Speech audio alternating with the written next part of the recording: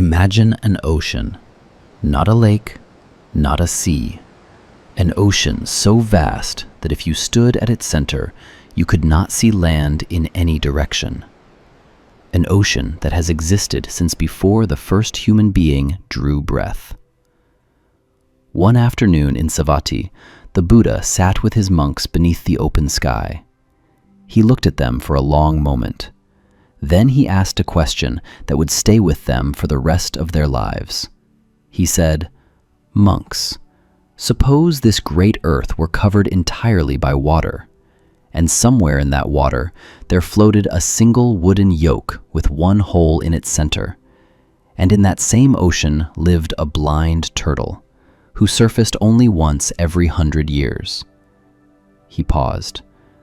What do you think? How often would that turtle put its neck through that hole? Picture it. The ocean stretches in every direction without end. The yoke drifts on the surface, pushed by wind, pulled by current, never still, never in one place.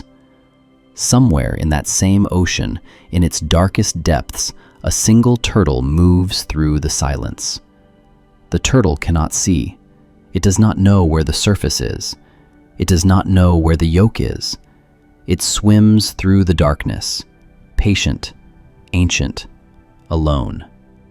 And once every 100 years, it rises. The turtle breaks the surface. It breathes. It looks around with its blind eyes. The yoke, somewhere out there, drifts in another direction entirely. The turtle sinks again. Another 100 years of darkness. The monks answered, "Lord, it would be rare, extremely rare. It might happen once in an age, perhaps once in many ages, or perhaps never." The Buddha nodded. "Just so," he said. Then the Buddha said, "Monks, being born as a human being is rarer than that turtle finding that hole. In your past lives, you wandered through countless rebirths, as animals, as hungry ghosts, as beings in realms of suffering beyond description.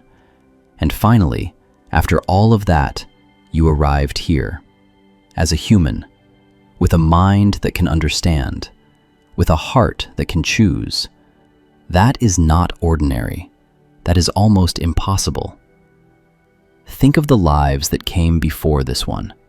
Lives as creatures that could not reflect on their own existence.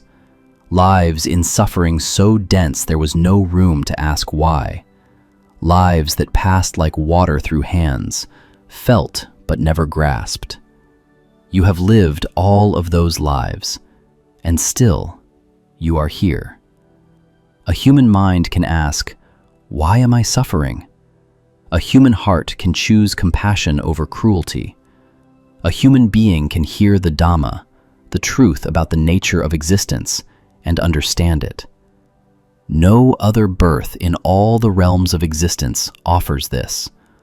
Only here, only now, only you. And yet, here is the deeper truth. The turtle and the yoke do meet. Once, perhaps. After immeasurable time and immeasurable wandering, the turtle rises and its neck finds the hole.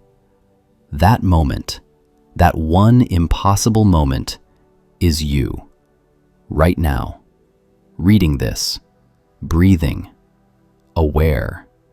That is what your life is, not a coincidence, not something ordinary.